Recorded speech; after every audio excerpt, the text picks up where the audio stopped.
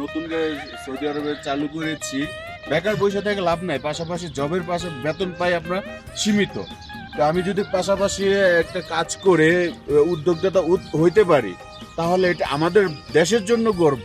আমরা রেলওয়ে যোদ্ধা হয়ে যদি আমরা মনে করি যে আমরা দেশের জন্য কিছু একটা করব, হ্যাঁ বেতন পাই সীমিত, সেটা ফ্যামিলিকে দেই, নিজে এই খাওয়াই, এর পাশাপাশি যদি বেকারত্বটা আমরা দূর করতে পারি, একজনের কর্মসংস্থা আমরা দিতে পারি, তাহলে এটা আমাদের জন্য দেশের জন্য গর্বিত। এখন আপনার উদ্যোগটা কি? উদ্যোগ দিয়েছি ছোট করে, বেশি না।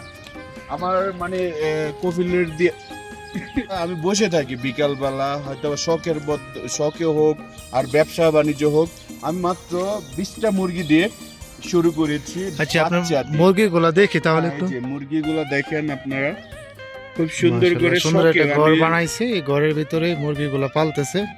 এটাই অভিজ্ঞতা। তো হাসান ভাই, আপনি যে এই উদ্যোগটা নিয়েছেন, উদ্যোগটা খুবই সুন্দর একটা উদ্যোগ নিয়েছেন। ডিউটির পাশাপাশি ছোট করে একটা ঘর বানাইছেন, এই ঘরের ভিতরে মুরগি পালন করতেছেন। তো আপনার এই মুরগিগুলা কি আরো বেশি করে তোলার কোনো চিন্তা ভাবনা আছে? হ্যাঁ, অবশ্যই বেশি চিন্তা ভাবনা আমি আপাতত ট্রাই করতেছি যে আসলে কেমন হয়। এই যে দেখতেছেন খালি জায়গা, এই জায়গাটা হচ্ছে আমার কফিলের। এইখান দিয়ে আমি বাউন্ডারি দিব, ম্যাক্সিমাম 1000 মুরগি আমি উঠাবো ইনশাআল্লাহ। মুরগি উঠাইয়া আমি দেখি দুজন বাঙালি হয়তোবা যারা বেকার আছে, সৌদি আরব এসে কাজ পাচ্ছে না, হয়তোবা খাওয়ায় কষ্ট পাচ্ছে, তাদেরকে যদি আমি কাজ দিতে পারি, দুজন লোকের যদি কাজ আমি দিতে পারি, তাহলে আমি নিজে মনে করি যে আমি আসলে বাংলাদেশের জন্য কিছু করতেছি। আমি এই দুজনকে দিতে পারি, তারা আবার কাজ স্বাবলম্বী হয়ে যদি তারা আবার দুজনকে টানতে পারে, আমি হয়তোবা তাদের হয়তোবা কি মানে রিজিকের মালিক হচ্ছে আল্লাহ।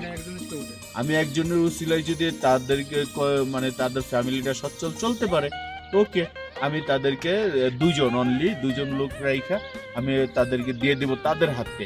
যে তোমরা যদি লাভ করে সবকিছু আমাকে সাপোর্ট করবেন, শেয়ার করবেন, আর হচ্ছে আমাকে উৎসাহ দিবেন, আমি যেন ব্যবসাটা এগিয়ে নিতে পারি আল্লাহর রহমতে।